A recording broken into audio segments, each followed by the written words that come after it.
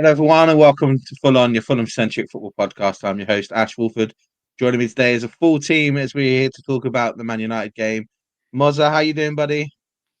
For the first time in a long time, guess what? I'm ecstatic. You actually sound it, though, which is a good thing. Drew, how you doing, buddy? Yeah, I'm doing... Oh, shit, I just realised I look like I'm actually doing another pod, don't I? I better turn around.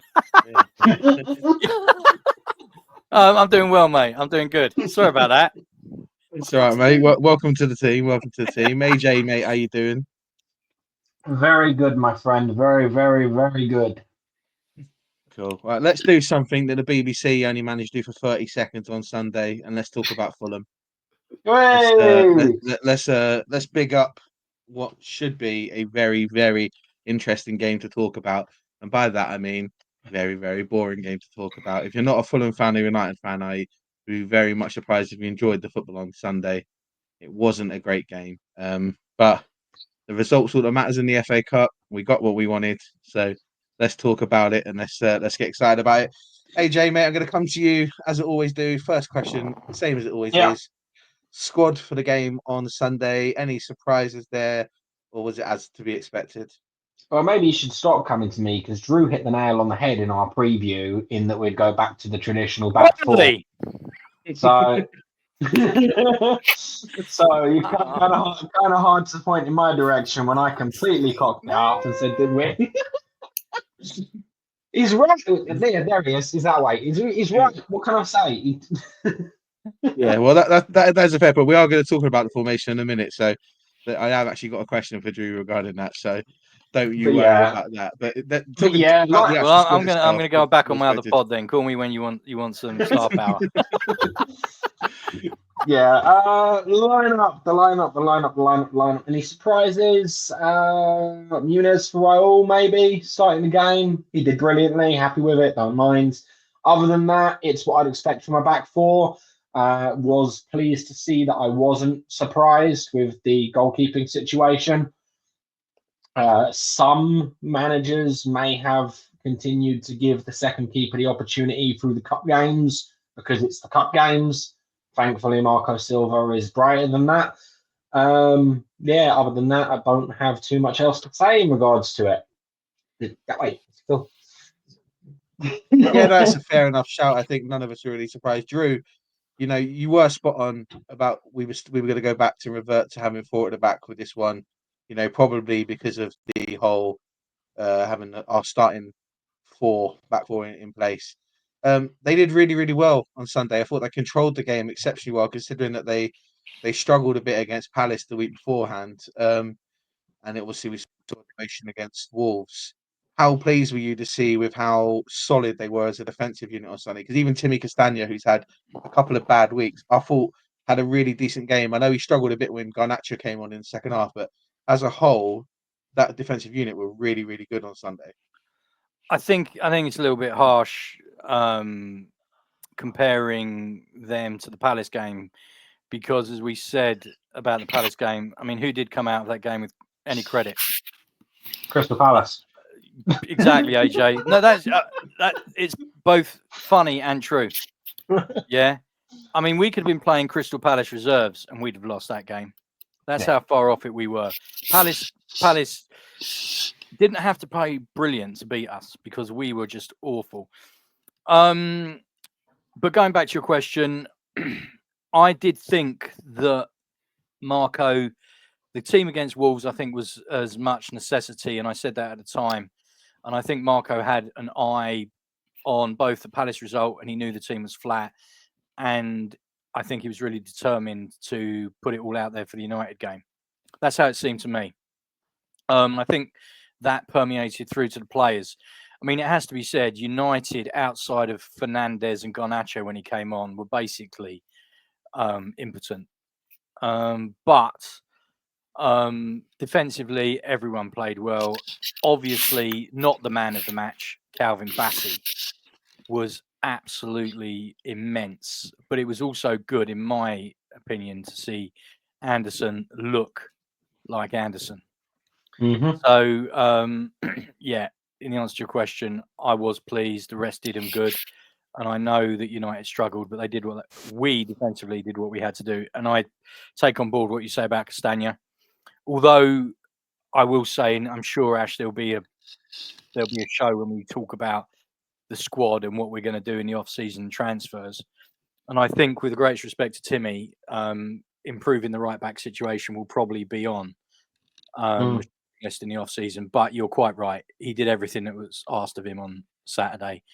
And yes, he did struggle with Garnacho. And I thought, interestingly enough, the Sessegnon substitution, moving Sessegnon over to the right, may have been to give him a little bit more defensive protection. But no, the back four, yeah, I mean, it was built off the back four. And AJ's point about the goalkeeping situation, AJ was spot on. There's no way we could have gone to Old Trafford with Bender. Just couldn't have done it. And AJ was right about that. So, yeah, very pleased. I think Timmy Castagna is a bit unlucky in the sense of, because we have literally no cover at right back, he's not been able to have a minute's rest since Tete's been out injured. And I think if there's one player in that squad who deserves at least like a 1-game break just to, recharge a little bit, it's him. And that's probably reflected in a few of his performances of late, because, it must be hard to have to play at that level, knowing that you've got literally no cover there at all. Because you not only do you have to play hard and play as hard and play as well as you can, you can't injure yourself in any way whatsoever, because the team will be like absolutely screwed if it happens. Don't you think, Ash, though, the reverse is also true? When there's no competition there, it's very difficult to maintain that level of excellence. 100%. I mean, the example I use is ESR and Pereira. We'll say what you want about Pereira, but when he comes on, he looks like he's busting a gut. You know what I mean? And it is really... every point you've made, Ash, I totally agree with. But I'm just saying, when there's not that threat of competition there, it's very difficult to maintain that high level of intensity you need to be a starting player in the Premier League. 100%. You need players challenging for your position, otherwise you get too comfortable. And that's naturally there. Mozza, we'll start talking about the game itself. The first half on Sunday, it wasn't the most exciting half of football. I thought we were comfortable because, let's be honest, United just aren't very good. They were not very good.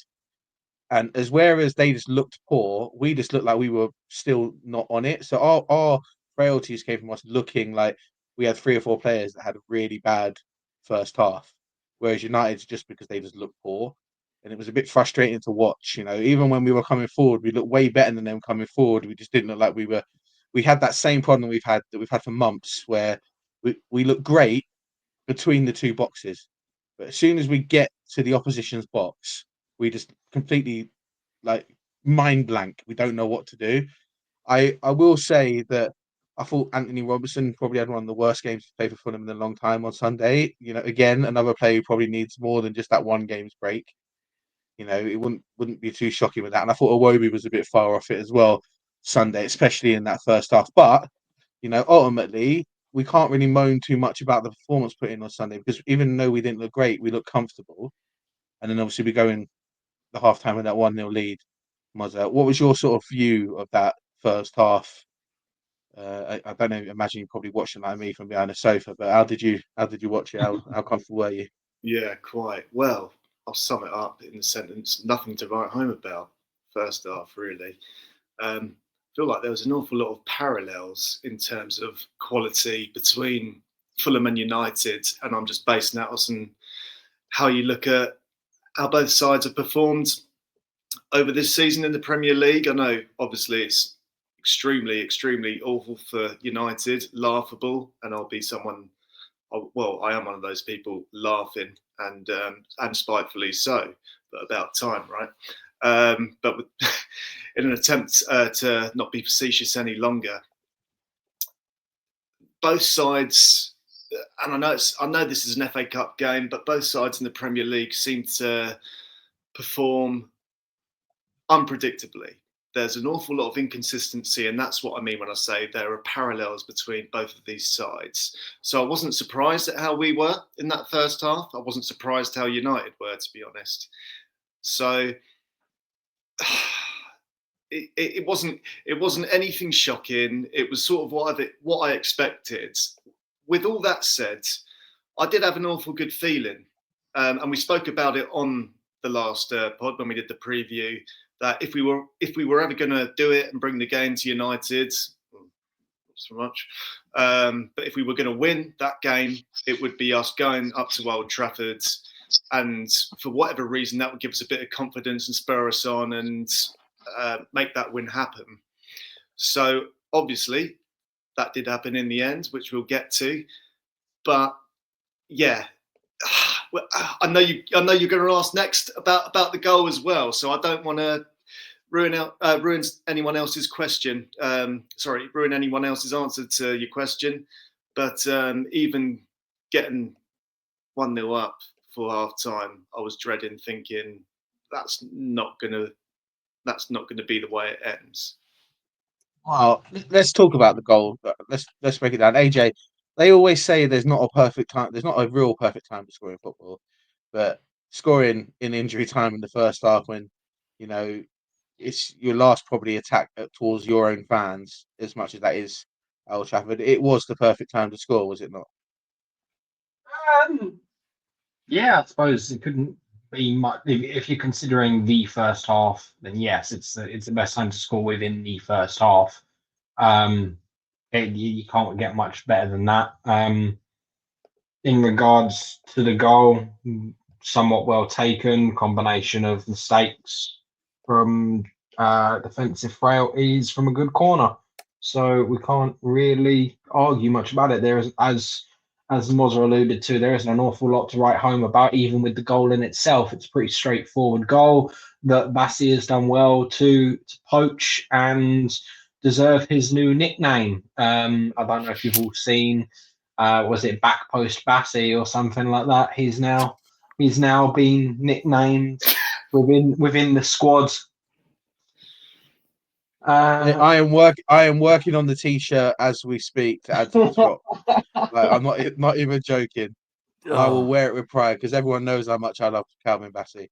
Yeah, some would question how much you love Calvin. Could have been worse. It could have been backdoor Bassey, couldn't it? I suppose. Hey. No, that's only Ash.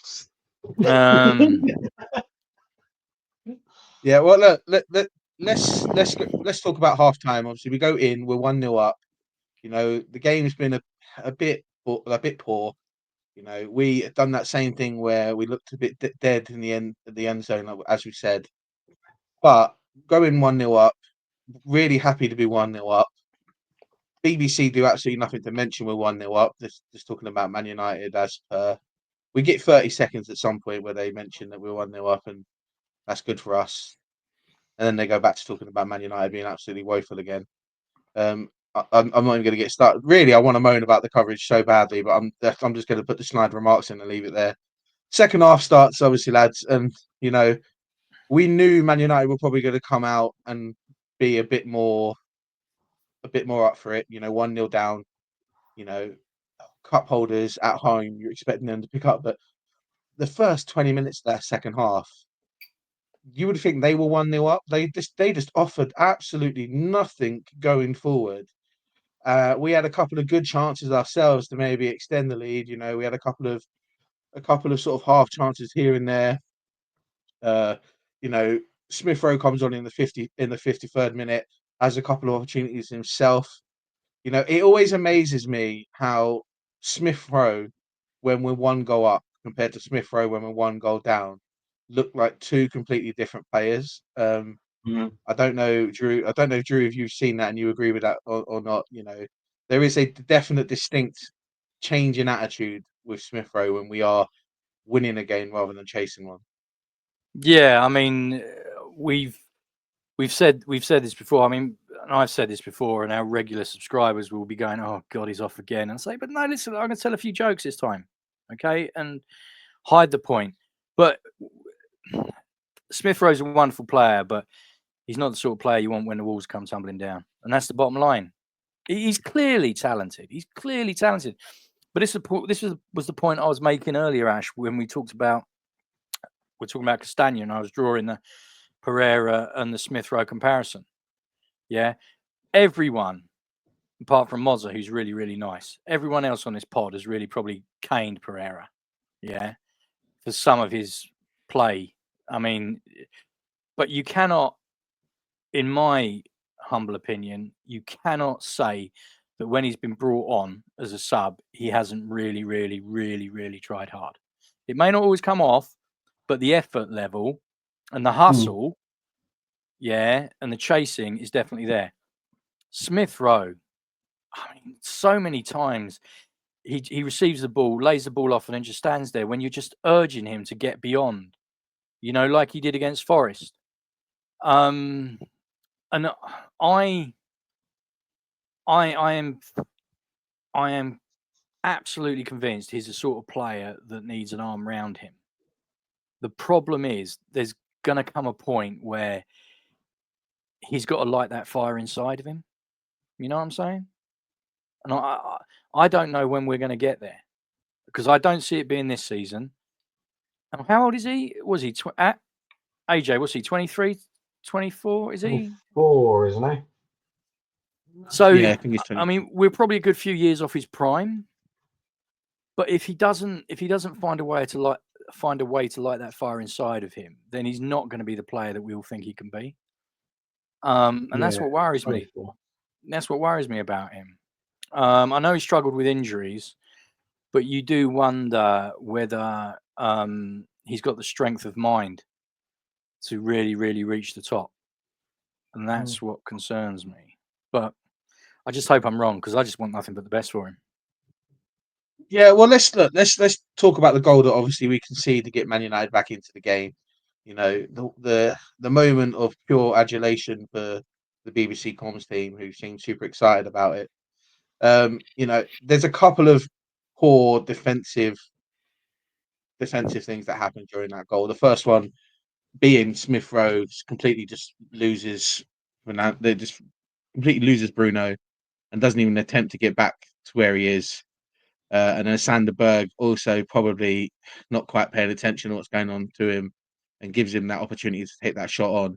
It's a frustrating goal to concede. We all know the quality of Bruno Fernandes. We all spoke about him pre-game. AJ, we all said pre-game that he's the one player of theirs that you don't want to give an opportunity to because you can take it, and he did.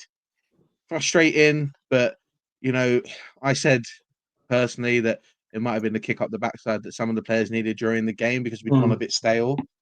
I don't know if you agree with that. I'm not surprised he scored because he's quality, but it was just a bit frustrating all round, really, wasn't it? I'm not surprised he was in the position he was to score the goal. What I was surprised with is the defending that allowed the ball to be played into him. We doubled up onto Garnacho, and then he just played a tiny little pass through to somebody who had just wandered back onside.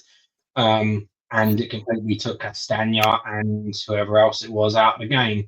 And it was just like he could have picked out any pass he wanted to play there. It wouldn't have mattered. Bruno did exactly what Bruno does in occupying that half space. He sort of feinted to take a run into the box, which has dragged Sander Berge all the way into the box, to then also have to stay in the box to cover the position that Castagna has lost out on, and has meant Anderson has had to step forward, which leaves Bruno on the edge of the box, exactly where he wants to be, and it's as easy as Bruno will ever get. Simply put, it's his bread and butter. It's exactly where he wants it. It's his type of finish, and as much time as he wants in the world to take it. It was ultimately a well-worked goal by United, and the start of them picking up steam going into the rest of the second half, and looking like, for at least the rest of the game from that point on, a team that was actually dangerous and worth worrying about. Yeah, obviously they had just made the substitution before they scored, where Obi came on and so did Casemiro, and it really changed the game for them. I thought Obi looked really good.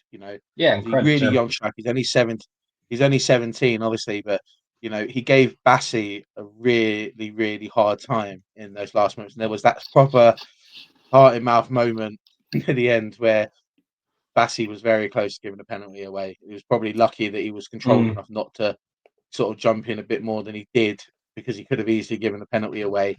As I say, I thought Obi did well. And then obviously last minute of the game, he helps Leno produce what is the save of the season by a long shot. You know, we talk about goalkeepers and their instincts and some of the things they do, and we talk about some of the things that Leno does poorly sometimes with his feet, but my God, he's a good shot stopper at times, and that just proved that, you know, he's an absolutely world-class reactionary save to sort of keep us in the game and bring it on and go into extra time. You know, extra time, trying to sort of ramble it up, like wrap this up a bit before we talk about the penalties. You know, there's a few opportunities. Obviously, Cesc has that opportunity where he's put through on the right, and I thought, you know what? I know Cesc doesn't play on the right a lot, and we did talk about this. Drew spoke about him coming on and play on the right. I thought he looked really good on the right-hand side, Sessegnon, and we should all be quite happy with the way he performed, considering the fact that Marco felt comfortable enough to put him on the right-hand side, because obviously it means that there's another string to his bow about feeling comfortable about having him on, and we might see Ryan getting some more minutes here and there, which is what we all want naturally. And I am always happy to see Ryan come on where he's not in a left-back position, because I think it just lets him have his natural attacking ability take shine. I'm not gonna keep leaning on about the fact he's not a left back, but you know, Careful he what isn't. you say, Ash, because we might end Did up seeing you? his alongside right back Did cover. any of you? Did any of you see the silver quote about Ryan about how they've spent basically the first half of the season building him back up? Yeah, Yeah, and I theorised that that Silva saw him as a project, and I think you're right, Ash. Especially the fact that we've lost Wilson and we've lost Nelson.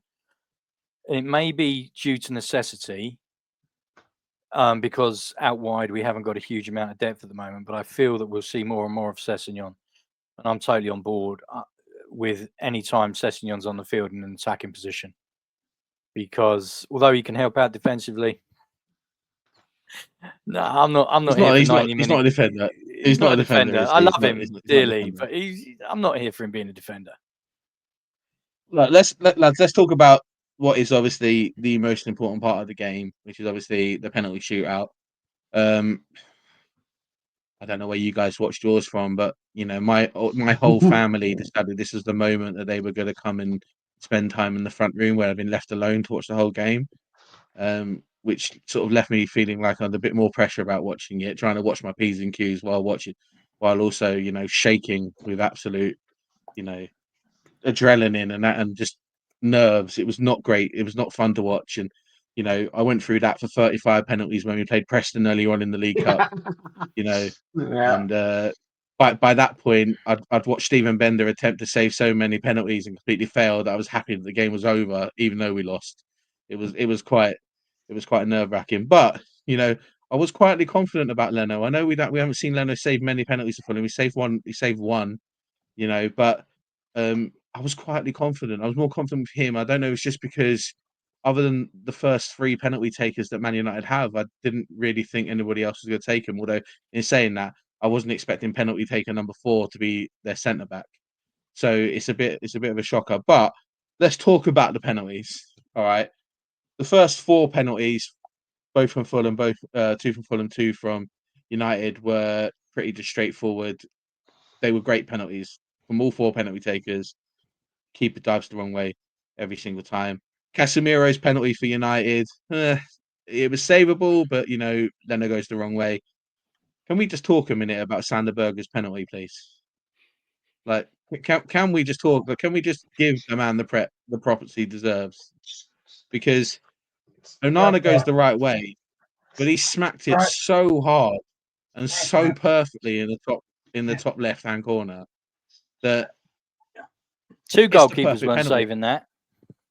It's the perfect penalty. I know people often say the perfect penalty is the side netting, but I'm sorry, for me that is probably one of the best penalties I've ever seen anyone take. And you know, for that alone, he's worth, you know, 10 of that 20 million we paid for him. So you know, he just keeps getting better, doesn't he, Sander Berge? And then I don't know about the rest of you, but I was really shocked, as I said, to see Lindelof coming up to take Man United's 4th penalty. You got Garnacho there. You got strikers on that pitch. And anyone shocked to see Lindelof coming up? I wasn't actually shocked, but only because I know of his penalty record in big games at his previous club. But that's going back a long time, and he has had not many minutes between between then and now. So it's a lot to ask from a centre back to pull up some ancient history, as opposed to okay, here's our young, hungry forwards and strikers who might be a little bit more prolific from the spot just because he won a winning penalty in a penalty shootout in the Portuguese league doesn't necessarily mean he should be the one that's taking it. But that's the only reason I wasn't surprised to see him. But yeah, strange decision from United. Well, his nickname's the Iceman, but that penalty is more the defrosted man. So let's we'll just go with that. And then up steps Jedi. And can anyone describe what Jedi was thinking while taking this penalty? Because I imagine he was booking his dinner or something at the hotel. Because Mozza, how do you describe how nonchalant that penalty was? Well, that's the correct word. I think they even said that on the commentary as well, or even in post commentary about him. I can't think of a better word to describe it. So, not to dig you out by any means, Ash, when you said earlier that he hadn't had a good game, probably not the best game ever. I thought what he did really well in the game, however, was the captain role that he had. And I know it's not the first time, but I thought he stepped into that well.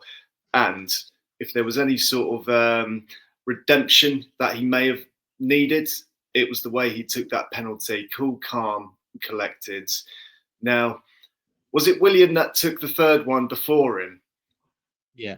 Because you were also just talking about Sander Berge's penalty. Yes, world class, quality. What I don't like, and I see this an awful lot, and it's going to sound like an old man shouting at a cloud, getting angry at a cloud and all that business. I hate it. I hate it. I hate it. When players do, and one of you will have to correct me, what's the tactic called? The little sort of stop in, run, stutter. Get rid of that. Like, if I was Prime Minister, I would send every player who does that to jail because it is crap in my eyes. All right, Goldridge. Anyway, all right, Goldridge, calm down. Yeah, right. There's nothing wrong with a slight delay in your run as long as you're moving. All right. My real name's Giuliano Italiano. Anyway. Yeah. But yeah. Well, look, sorry. Let's talk about the moment. I did get accused of being too nice earlier by Drew, but if I'm gonna, that was a compliment, man. Have to get a bit controversial. I know, but I'm not a nice man in reality. I put on a face for this podcast, mate. Anyway, to be fair to Willian, his stutter might have just been from his hips going out from old age. Oh yeah, yeah. What the 36-year-old Willian? Yeah. Willian, who's 36 years old. Yeah. So anyway, look, I'm not going to go at us. I'm not being pessimistic, but when 36-year-old Willian did his stutter penalty, which 36-year-old Willian scored, I'm pleased as pie. So I've got no problem with that. My point is, anyway, going back to Ash's question about Robinson, the penalty was great. Yeah, and we did him. So can everyone just calm down and stop having a go, please? Love it. But look. Then obviously the moment of the game for me is Leno saving Xerxes' penalty. We were all so frustrated at the first game in the Premier League season when Xerxes scored in the 87th minute or wherever it was to win that game for United. They didn't deserve to win it. It's almost a little bit of a full circle moment for him to miss the penalty that helps us win. But I've got to give a shout out to Leno because it's never easy being a goalkeeper in a penalty shootout. It's never, ever easy because there's a lot of pressure on you, especially when you are at a stadium like Old Trafford in front of the Stretford end. And I don't know if TV picked it up quite so well, but, I was told by a few people that were at the game, every single time Fulham players stepped up to take a penalty, the noise level there picked up way more than it did anything else in the game. So it's really hard to keep your cool during those moments. Great penalty save again. The Xerxes penalty is actually a decent penalty. It's a really good save by Leno. Unlike the Lindelof penalty that was just poor, the Xerxes penalty is actually decent. So he did well to win it, and then obviously because of that we win. Obviously we're celebrating. Looking forward to Palace at home again in the next round of the cup, which is obviously another one of those games where I think we have a few demons to put to bed from the league game this season. We've not beat them at home in a very, very long time. So it'll be nice to get that done. Lads, we're going to end this podcast like we end all of these podcasts after game reviews. We're going to give out our man of the match and some honourable mentions. Mozza, I think I'll start with you actually, mate. I know I always do with these ones, but I'm going to start with you. Give us some honourable mentions and your man of the match for the game, please. Just fresh on the back of penalties, Mr. Bernd Leno. And also some of the other saves that he did throughout the game. He came out of his skin when he needed to for us in that game. So that'd be my honourable mention. And also Sander Berge as well. I think he was absolutely phenomenal. But look, let's not mess around, and I'll be amazed if anyone else's answer for man of the match is any different. It's Calvin Bassey, C-Bass, the man. Yeah, Shirley Bassey deserves it. AJ, what about you, buddy? Give us a couple of honourable mentions and your man of the match, please. Honourable mentions, Adama Traore. I think he did well until his injury. Once he came off, there was clearly a big change to the amount of pace we had in midfield and how direct we were as a threat, and that caused us to be on the back foot a little bit more during that second half. So I think him coming off was a noticeable presence. You have to give one to Leno, obviously, for the penalty saves and for some incredible saves during that second half. Man of the match is obviously Bruno Fernandes. Oh no, wait, it was Calvin Bassey. I'm glad that Alan Shearer has made amends on his call for the Bruno Fernandes incorrect decision for man of the match, and credit to Micah Richards for calling him out on it too. So that's my man of the match, big old Bassey. Yeah, Drew, what about you, buddy? Give us some honourable mentions in your man of the match, please. Honourable mentions, Castagna probably, because for the reasons we've already discussed. He was gasping for air when Garnacho came on, but he stood up tall. As we've already said, and I'm not going to go over it because you've already covered it, Ash, but Cess, for a position that I've never seen him play before, I thought he stuck to his task well. So credit to him. And I think, to be fair to Silva's probably got a lot to do with that. Bear in mind how much work he's done with him, getting him back to a situation where he looks like he could be a Premier League footballer. Because let's be honest, boys, what we saw at Tottenham was a pale imitation of what he was when he was at Fulham. I think the only good game he had at Tottenham was against us. Well, AJ, it's funny you say that. I think that's because a lot of the love he was getting from the Fulham fans at the time. Yeah. Man of the match is Bassey. It has to be Bassey. I will say this to Shearer's credit. He's always been in my view, he's always been very even-handed when he's spoken about Fulham. And I listened to the reasons why he gave the man of the match to Fernandes, because he hadn't really thought about it, and it made perfect sense. And fair play, Micah Richards pulling him up about it. But I think Leno we've discussed, but one of the, I don't know whether you boys saw it on Man United Twitter, their reaction to Sander Berg's performance and how good he was. Oh yeah, he stood out against us. Oh, he'd only be a squad player. And I think that sells him really short.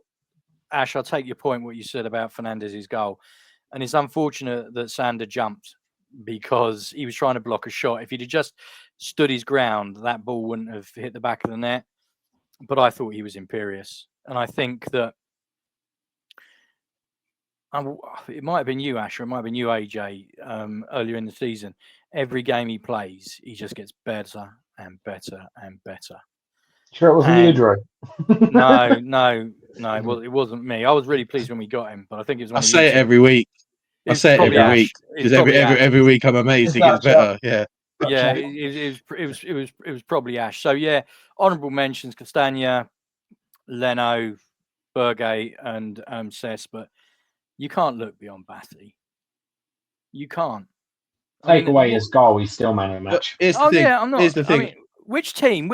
I'm sorry, Ash. Which team at the moment, outside of maybe Liverpool and Arsenal, which team wouldn't benefit from him?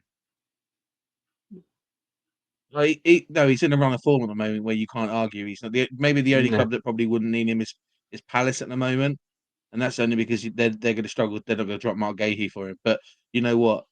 I don't care about what he's plays for Fulham, and nothing makes me happier than seeing Calvin Bassey in that number 3 shirt in front of me every week in the Hammersmith end. So you know we'll stick with that. We will be fighting for him.